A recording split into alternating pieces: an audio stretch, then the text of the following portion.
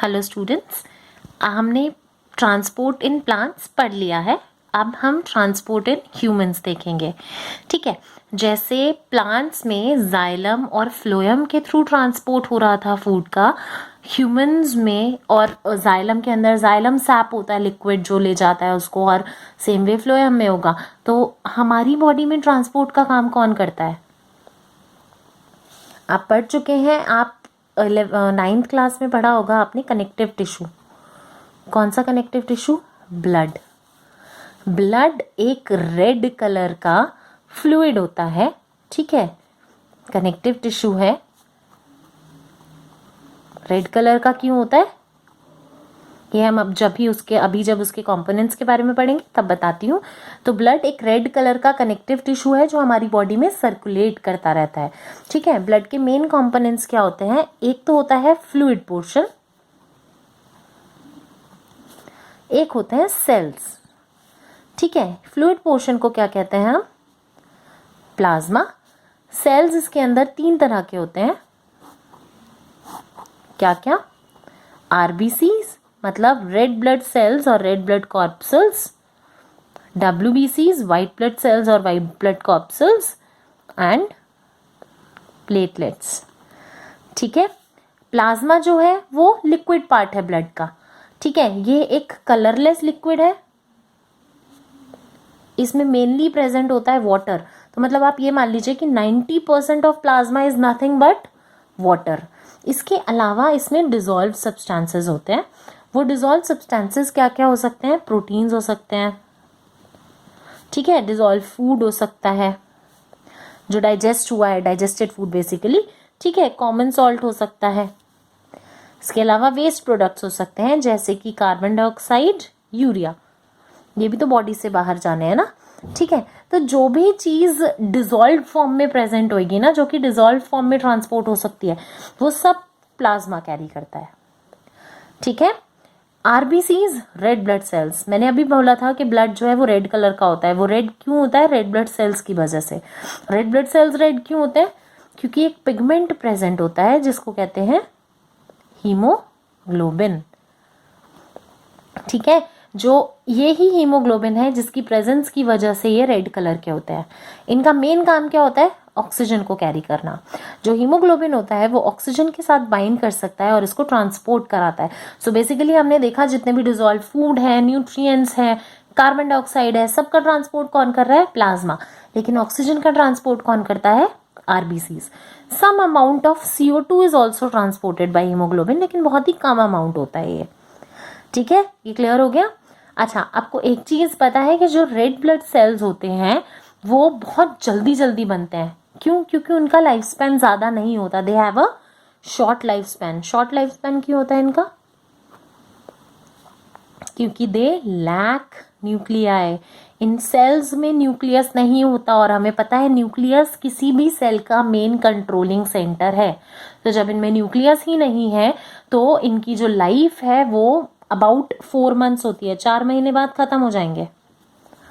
ठीक है, तो एक एस्टिमेट किया गया था, उसके अकॉर्डिंग देखा गया था कि 3 मिलियन रेड ब्लड सेल्स रोज हमारी बॉडी में मर जाते हैं, खत्म हो जाते हैं। लेकिन 4 गुना आरबीसीज बनते भी हैं बोन मैरो में। ये क्लियर हुआ आपको? तो इसीलिए कहा जाता है कि ब्लड डोनेट कीजिए। क्यों? क्योंकि आपको डरने की जरूरत नहीं है। अगर आप ब्लड डोनेट करेंगे भी तो भी आपने जितना ब्लड दिया है, वो जो लॉस हुआ है वो वापस से बहुत ही क्विकली बन जाएगा 1 दिन के अंदर अंदर। ठीक है, अच्छा, अब हम रेड ब्लड सेल्स के बाद आते हैं व्हाइट ब्लड सेल्स पर। आपको पता है व्हाइट ब्लड सेल्स को बॉडी का सोल्जर कहा जाता है। क्यों? क्योंकि ये हमारी बॉडी को डिजीजेस से, इन्फेक्शन से बचाते हैं, जर्म्स और पैथोजेंस से लड़के। So these cells fight against germ cells और पैथोजेंस। पैथोजेंस होते हैं डिजीज कॉजिंग माइक्रो ऑर्गेनिजम्स, और उनसे हमें बचाते हैं। तो क्या हुए? सोल्जर हुए ना। सोल्जर्स भी तो यही काम करते हैं, सरहद पर हमारे लिए लड़ते हैं दुश्मनों से।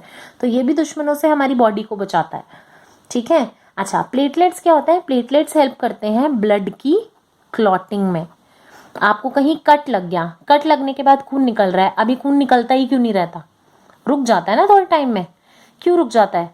क्योंकि वहां पर ब्लड क्लॉट हो जाता है। क्लॉट मतलब एक सेमी सॉलिड फॉर्म में आ जाता है उस पर्टिकुलर पोर्शन पे। अब जब वो सेमी सॉलिड फॉर्म में आ जाएगा तो obviously it will stop flowing, so blood loss कम हो जाएगा और फिर वापस से बोन मैरो के अंदर ब्लड सेल्स बन जाएंगे, जितना भी लॉस हुआ था वो कवर अप हो जाएगा।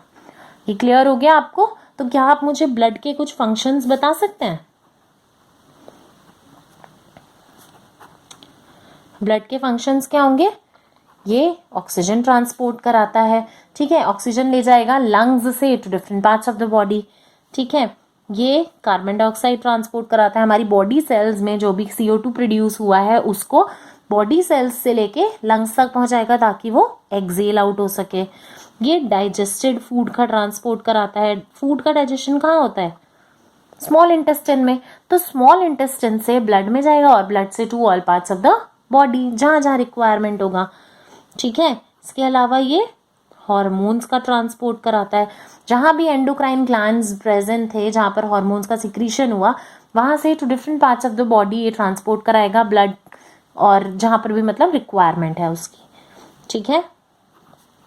नेक्स्ट यूरिया, जो भी लिवर से यूरिया कलेक्ट करेगा, वेस्ट प्रोडक्ट है, और उसको किडनीज तक भेज देगा फॉर एक्सक्रीशन एज यूरिन, ठीक है।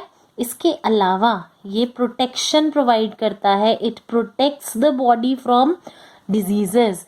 क्यों? क्योंकि ये किल कर सकता है बैक्टीरिया, ऑर्गेनिजम्स, माइक्रो ऑर्गेनिजम्स या जर्म सेल्स को, ठीक है। इसके अलावा ये बॉडी टेम्परेचर को रेगुलेट करता है। कैसे? जो कैपिलरीज होती हैं स्किन के अंदर, वो हमारे बॉडी टेम्परेचर को कांस्टेंट रखने में हेल्प करती हैं, ठीक है। ये क्लियर हो गया? 37 डिग्री सेल्सियस तक कांस्टेंट रखने की कैपेसिटी रखता है ब्लड। सो आपको ये क्लियर हो गया कि ब्लड के क्या क्या फंक्शंस होते हैं, ठीक। लेकिन ये ब्लड कैसे ट्रांसपोर्ट करेगा, घूमेगा कैसे हमारी बॉडी के अंदर? जैसे जाइलम के अंदर जाइलम सैप था, वैसे ही इसके लिए भी तो कुछ ट्यूब्स होंगी ना जो ब्लड को लेकर जाएंगी, उनको कहा जाता है ब्लड वेसल्स। ब्लड वेसल्स 3 तरह की होती हैं, आर्टरीज, वेन्स एंड कैपिलरीज।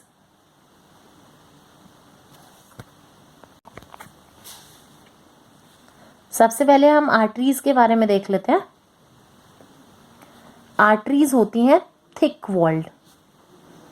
क्यों? क्योंकि इसमें ब्लड फ्लो करता है विद प्रेशर, हाई प्रेशर।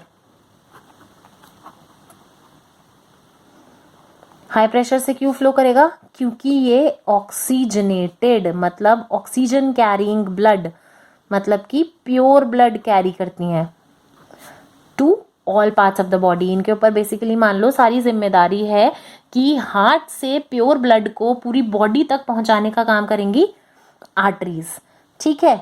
लेकिन एक एक्सेप्शन होता है। एक्सेप्शन क्या है? Pulmonary artery. पल्मोनरी आर्टरी ये क्या करेगी? ये राइट वेंट्रिकल से जुड़ी होती है और ये डीऑक्सीजनेटेड, मतलब इम्प्योर ब्लड लेकर जाती है, ठीक है। इम्प्योर ब्लड को राइट वेंट्रिकल से लंग्स तक ले जाएगी, ताकि जो इम्प्योर ब्लड में क्या होता है, CO2 होता है, लंग्स तक इसलिए ले जा रही है ताकि लंग्स में, मतलब एल्वियोलाई में एक्सचेंज हो जाए, CO2 एल्वियोलाई के थ्रू वापस से एक्सेल आउट हो जाए, ठीक है। सो ये काम होता है इसका। ये क्लियर हो गया? नेक्स्ट हम आते हैं वेन्स पे। वेन्स थिन वॉल्ड है, उनको थिक वॉल होने की जरूरत ही नहीं है क्योंकि इतना प्रेशर से फ्लो नहीं होगा, ठीक है। लेकिन क्योंकि प्रेशर से फ्लो नहीं है, तो आप एक चीज सोचिए, जब फ्लो विद प्रेशर नहीं है तो वो वापस भी तो आ सकता है ना, उल्टा भी तो होने लग सकता है फ्लो। तो उसको प्रिवेंट करने के लिए ट्यूब्स में प्रेजेंट होती हैं वॉल्व्स। तो अगर इस डायरेक्शन में जा रहा है तो वो वापस ना आए, इसीलिए ये वॉल्व्स प्रेजेंट होती हैं। क्या? वॉल्व्स। वॉल्व्स का क्या काम होता है? To prevent back flow of the blood. ये क्लियर हो गया? ठीक है। जैसे आर्टरीज में एक्सेप्शन था पल्मोनरी आर्टरी का, ये कैरी करती है क्या? डीऑक्सीजनेटेड ब्लड, मतलब कि इम्प्योर ब्लड, ठीक है। एक्सेप्शन क्या है? Pulmonary vein. पल्मोनरी एक अकेली वेन है जो कि ऑक्सीजनेटेड ब्लड लेकर आती है लेफ्ट वेंट्रिकल तक, ताकि वो फिर हार्ट से सर्कुलेट होके to all parts of the body पहुंच जाए। लंग्स से लेकर आएगी ऑक्सीजनेटेड ब्लड लेफ्ट वेंट्रिकल तक, देन लेफ्ट वेंट्रिकल से right ventricle, then to all parts of the body. ये क्लियर हो गया आपको? ठीक है, नेक्स्ट आते हैं कैपिलरीज। कैपिलरीज बहुत ही थिन वॉल्ड और नैरो ट्यूब्स होती हैं या ब्लड वेसल्स कह सकते हैं। इनका काम क्या होता है? आर्टरीज और वेन्स को कनेक्ट करने का। ठीक है, सो जो आर्टरीज ऑक्सीजनेटेड ब्लड ले जा रही हैं वो बहुत पतली पतली कैपिलरीज में टूट गई। इनके अराउंड प्रेजेंट होते हैं सेल्स। अब कैपिलरीज का क्या काम है? जो कि आर्टरीज जो भी न्यूट्रिएंट्स लेकर आई है, डाइजेस्टेड फूड लेकर आई है, ऑक्सीजन लेकर आई है, वो सब कैपिलरीज के थ्रू सेल्स में चली जाएंगी। देन सेल्स भी अपना कुछ इम्प्योरिटी देंगे।